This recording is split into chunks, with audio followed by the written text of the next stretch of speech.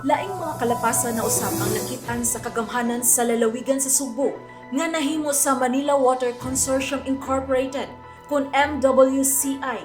Human na terminate ang Joint Investment Agreement kun JEA sa miaging tuig.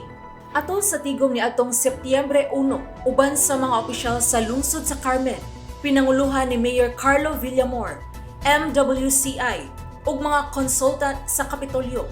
Gibutyag ni Gobernador Gwen Garcia nga nagkuha og tubig ang MWCI gikan sa duha ka deep wells nga gikawt niini sa Carmen niadtong 2017. Kini nga tubig mo'y gisupply sa Manila Water ngadto sa Metro Cebu Water District kon MCWD. Matod ni Garcia, ang maong buhat nakalapas sa JEA tali sa Kapitolyo gumikan kay ubos sa maong kasabutan. Surface water lang gikan sa Luyang River ang kuhaan og tubig sa Manila Water og dili gikan sa deep wells. Gawas niini, nagkawt na usab og laing duha pa ka mga deep well ang Manila Water didto sa Carmen. Atol sa tigom, giangko nila ni Constantine Uy, Regional General Manager for Visayas and Mindanao sa Manila Water Philippines Ventures ug Engineer Ruby Rose Mercado, Operations Manager sa Cebu Manila Water Development, nga wala pa sila makakuha og permit o laing kasabutan o pagtugot gikan sa Hunta Probinsyal alang sa pagkawt sa unang duha ka mga atabay ug sa laing duha pa nga nagpadayon ang pagkawt karon. Matod ni Garcia, dakong kalapasan ang nahimo sa Manila Water tungod kay base sa iyang nahinumduman, wa mausab ang terms sa JEA tali sa maong Water Consortium base sa iyang gipirmahan niadtong 2012. Namugna ang JEA gumikan sa Bulk Water Supply Project tali sa Kapitolyo ug Manila Water. Hinungdan na porma ang Cebu Manila Water Development Incorporated nga maoy nagdumala sa proyekto. When you made it, I recall, the proposal was to tap the mainland. There was never any suggestion for building another buildings. I recall, I'm a senior citizen, but my memory is still good. You know how I see this? You're trying to do a state of hand game.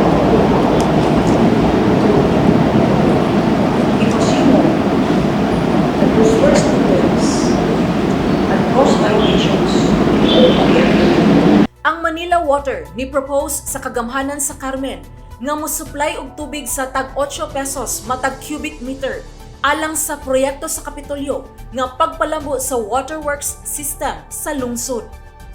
Kini ang girason sa mga opisyal sa Manila Water, hinungdan nga nagkawt sila og dugang duha ka deep wells sa Carmen aron makasupply og 2,500 cubic meters sa tubig matag adlaw ngadto sa upat ka mga barangay sa lungsod.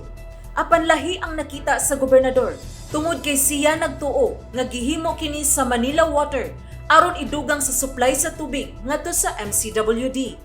So how can you now come to this table with clean hands when you have already committed violations in the first two wells?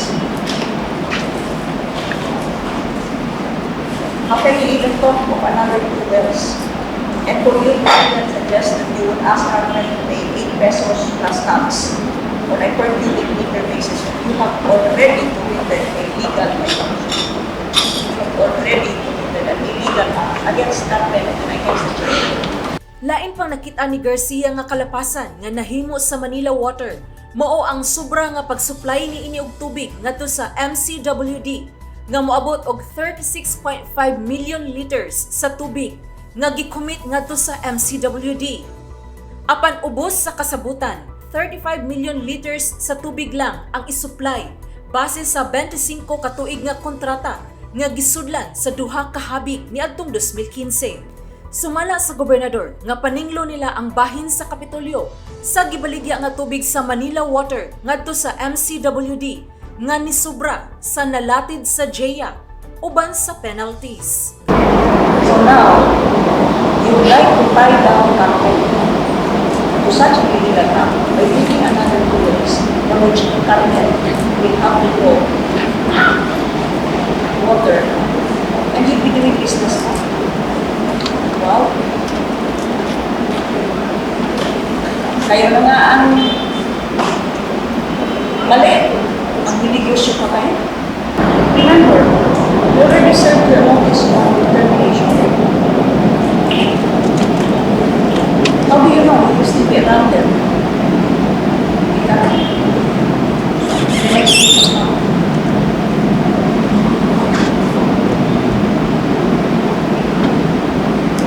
Is this to be? Is Tondo Wells to be an assurance of your longevity? Gidugang ni Garcia nga mutap ang Kapitolyo sa main line sa Manila Water alang sa pagsupply na og tubig ngadto sa mga barangay sa Carmen. Kinumduman nga giputol na sa Kapitolyo ang kasabutan nga gisudlan niini ug sa MWCI. Human nihatag og pagtugot ang Junta Provincial ni Garcia niadtong Disyembre 2019 nga i-terminate ang 700 milyones pesos nga GEA tali sa Manila Water gumikan sa 5 ka mga kalapasan. Apil na niini ang pagpaaumento sa capital expenditures gikan sa 702 milyones pesos ngadto na sa kapin 1 ka bilyon ka pesos. Pagpausbaw sa tariff rate gikan sa 13.95 pesos matag cubic meter ngadto na sa 24.59 pesos matag cubic meter. Pagpamenos sa projected internal rate of return gikan sa 19.23% ngadto na sa 12.30%. Non-remittance sa receivables sa probinsya o gibalik ang kita sa Kapitolyo ngadto sa CAPEX sa proyekto. Alang sa balita sa Sugbo, kini si Sheila Gravines.